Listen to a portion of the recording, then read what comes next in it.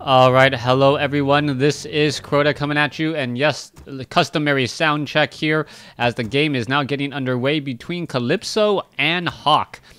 Over here on the bottom left hand side of Secret Valley, we have Kalipso spawning as the green orc. Meanwhile, on the top right hand side of the map, we have Hawk spawning as the teal or light blue human. Human versus orc on Secret Valley, and I gotta say, I have to give this a little bit of an advantage to orc, as orc players generally like Secret Valley, as Secret Valley does have two fountains of health. What am I expecting to see in this matchup?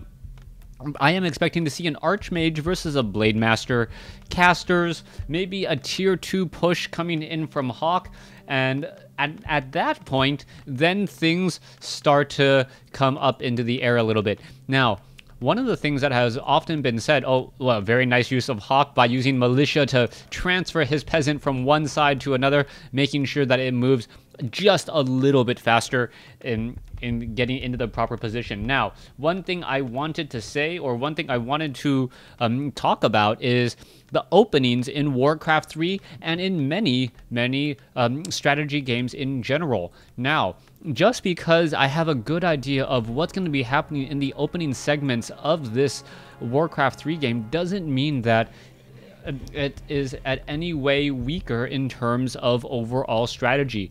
Games like chess, games like chess where you have very definitive sets of moves early on. Many chess games, the first 10 to 15 moves are very fast. Players have been playing chess for so long that chess openings have been developed and just developed over time so much that you kind of know what's going to happen. That's the same case here in WarCraft 3. In WarCraft 3, what we're seeing is very standard openings coming in from these players, as we are seeing a Grunt and now a Blade Master make out its way over here to try and take down this Null Overseer creep camp. Meanwhile, back over here, Water Elemental tanking a little bit of damage. Pretty much a straightforward opening across the board. Nothing out of the ordinary at all. That Archmage will just be slightly outside of level 2. May try to drop another Water Elemental and call in some Militia while moving away with that Archmage to try and get to level 2 easily. What's going to be happening next? No, instead going after this green creep camp here in order to get to level 2.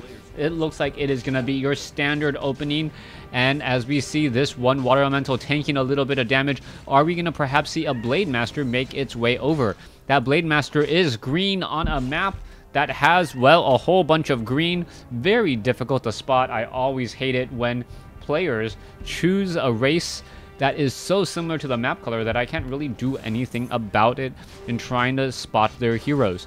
Archmage still continuing its creeping, and what we're looking for is when that tech to tier 2 is coming into play. Interestingly enough, we also see that Hawk is actually speed building this one particular farm. Not quite sure why. Perhaps he forgot about that farm and needed to do a little bit of catch up there, as we now see more footmen being trained. Blade Master is going to spot that Archmage, and what is happening there as that Archmage is now running back? That Blade Master is right there once more, as we see a Grunt here as well.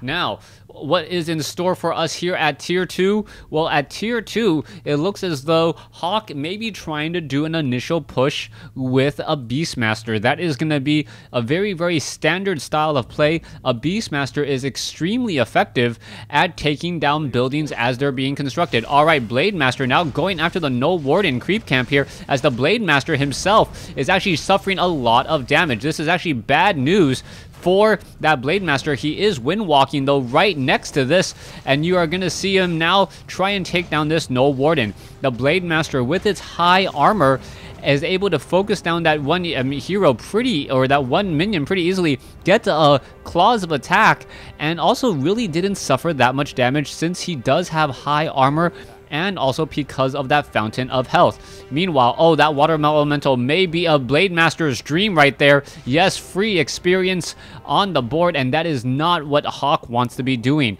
Hawk needs to be very careful to not give that Blade Master an easy ride to level 4. It is going to get to level 3 pretty much. You can't really stop that. But if you give it a free ticket to level 4, that is just another level of Windwalk or another level of Critical Strike, which does become a bit of a problem. Alright, Blade Master is right there, does take a little bit of damage. The healing salve does come to an end as we are looking at now the keep about to be completed. What we're going to see is most likely a Beastmaster or a Naga Sea Witch. No, it is a Beastmaster now being added here, as the Beastmaster, it drops quickly a Quill Beast, and we are now making a run out across the map. Archmage is relatively low on hit points, drops another Water Elemental there as we see the Dust of Appearance now go down. Blade Master still being forced to wander around as a Grunt is actually overcommitting to this fight, not quite sure what it's doing here, and now this Grunt is just having a bit of problems. Alright, the Archmage could have easily taken it out. Now you see the Blade Master coming again, trying to chase this down, and the Archmage and the Blade Master once again dueling it and battling it out so far that Archmage is going to be able to, now getting stuck in front of a Grunt. That's actually the worst thing for Hawk. I'm not quite sure what exactly Hawk is thinking. Why did he take the turn that way? As the Blade Master is going to get a very easy kill. There's a Scroll of Town Portal trying to head back home. And what is happening next as Hawk now making his way back off to the north.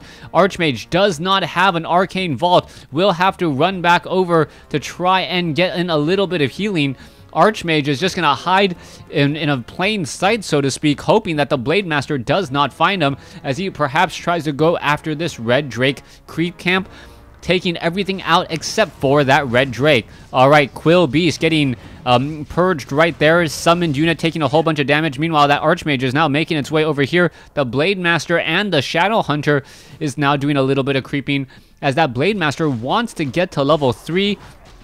It is going to be going after this Troll Berserker creep camp. The Ogre Magi and this Ogre Warrior also dealing a fair bit of damage here.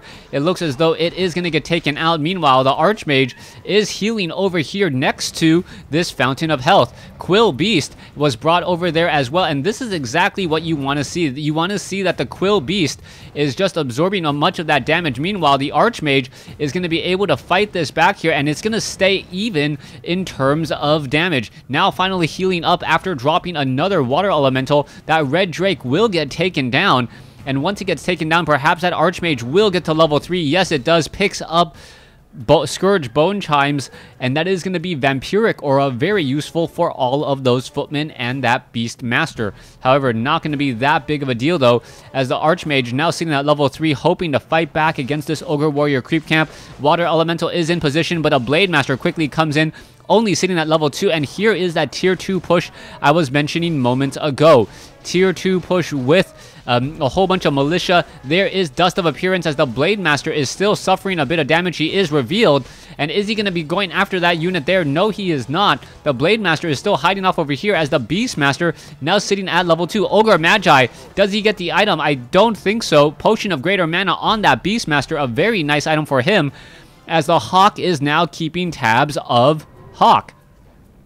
Hawk now using that Hawk in order to gain True Sight, making sure that he doesn't need to spend any more gold on Dust of Appearance, will know when his opponent is trying to steal a little bit of experience. All the militia are now heading back home as well, and we may be seeing that here in just a moment as, there is that Blade Master. The Blade Master is currently revealed. Is there a Hawk in the air? Yes, there is a Hawk in the air right now, and it looks as though that Blade Master is just slowed. Not going to be able to run around freely. There is the Dust of Appearance. Sorry, not Dust of Appearance, Tome of Agility, as the Archmage is now making its way down. Alright, are we going to be going after this red creep camp here? It looks as though that is the case. Archmage is there, Ogre Lord is there as well. No ensnares coming in, as the Archmage of Hawk now heading over to the bottom right hand side to clear out this Red Drake creep camp over here by this Fountain of Health. Water Elemental looking to engage. It looks like it will be pulling damage away from that Red Drake again. And that Blade Master is once again spotted. Alright, there is an ensnare. That is going to be very, very bad day for that Sorceress, as it does get taken out very easily by a Blade Master and Shadow Hunter 1-2 combination. The battle and the fighting still raging on here, as the Blade Master is getting in some very good hits onto some of these unsuspecting units. The Sorceress now needs to cast some more slow. However, as slow as those units are moving, they can still ensnare units, and this War of Attrition is going drastically in favor of Kalipso, as we now finally see militia being brought in from the north. Militia does have decent damage, 12 to 13 damage, especially with that Vampiric Aura. But as soon as that militia comes to an end, that is going to be a very, very bad day. Archmage still looking to perhaps drop more water elementals and perhaps try to save the rest of his units. Kodo Beast could easily eat a sorceress. Hasn't eaten a sorceress yet, as we see a low hit point water elemental which may get taken out. Alright, you can see a handful of units. The Blade Master getting another sorceress there. Looks like it's going to get another peon there. There's a water elemental. And Kalipso getting very close now to level 4. As he is still looking to engage. Another one of those footmen now taken down. There is a disenchant, I believe, as more of those militia are still looking to back off. You can see that the grunts are trying to engage as well. And the Blade Master is having an easy time clearing up all of these fleeing units, as the Blade Master can chase down a unit and deal a bit of damage. There is another disenchant onto an unsuspecting water elemental. Water elemental now going to fall again, and if this continues to happen, that Blade Master will get to level 4. That water elemental dangerously low on hit points. No disenchant. There you go. There's the disenchant, and also getting in some extra damage onto the other summons there, and Hawk has retreated all the way back home. This is not good news for him at all. Simply still retreating.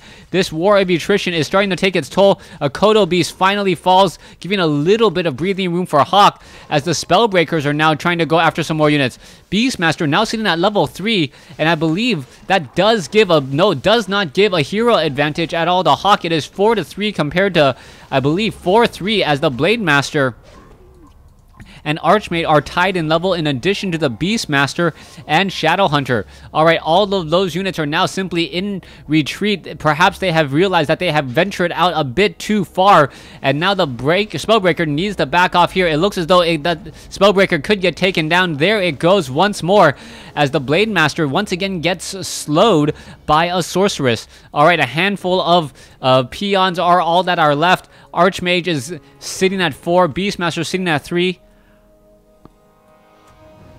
With really no sign that any of those heroes will be leveling up anytime soon. Ogre Magi getting into a little bit of a tuffle there. Beastmaster sitting at 420 mana, as the Archmage is sitting at 450. That Beastmaster really needs to get up to a higher level, perhaps get even more mana, so that he can continue to drop Quill Beast. That would be absolutely perfect for him, as the Archmage now making its way down over here. Alright, this Fountain of Health is going to be a very important battle, as you can see a Spellbreaker is in position. Healing Wave sustaining the hit points on that Blade Master, as that Blade Master is very far in the front. So much slow being cast across all of those units. You can see a disenchant as a water elemental gets taken out, and we are still fighting it out. Alright, the Sorceress now needs to back off there. There is another disenchant, and this fight is not going well for Hawk at all. There is an ensnare. Is Hawk going to be able to get away? It looks like he may in fact be able to. The potion of invulnerability is not going to last forever though, and if he tries to overpress his welcome, this is going to be very bad news. Alright, the Beastmaster is back out on the field. It looks as though one of those Kodo Beasts will get taken down. The Spellbreaker is now back out, as well as the Blade Master finds a Sorceress, and maybe even finds another Spellbreaker. No, the Shadowhunter finds another Spellbreaker, as it is 5-4 compared to 5-3 right now. No, 5-4 compared to 5-4. The Beastmaster now sitting at 4, as we are still seeing more and more units getting taken out and neutralized. There goes another unit there, Kalipso, perhaps hoping to be able to regroup himself. And now I got to admit that Hawk has done a great job fending off all of these attacks, and now mounting up an attack of his own. Will it amount to much? That Archmage very close to leveling at needs 21 more experience to level up. Meanwhile, that Beastmaster is still quite a ways from leveling, as the invisible Hawk is making its way over. Alright, let's go ahead and take a look. Archmage ready to try and creep out this creep camp here. There is that Ogre Lord. A lot of damage. There is slow now being cast onto the Ogre Lord as well. It looks as though Bloodlust was stolen by one of these two units. Not quite sure what. That was a Frenzy. Is one of those units. Do they have Bloodlust? Bloodlust and Frenzy. Very, very fast attack rate on that Quill Beast. And that Quill Beast was going to be a bit of a problem. However, its time life comes to an end.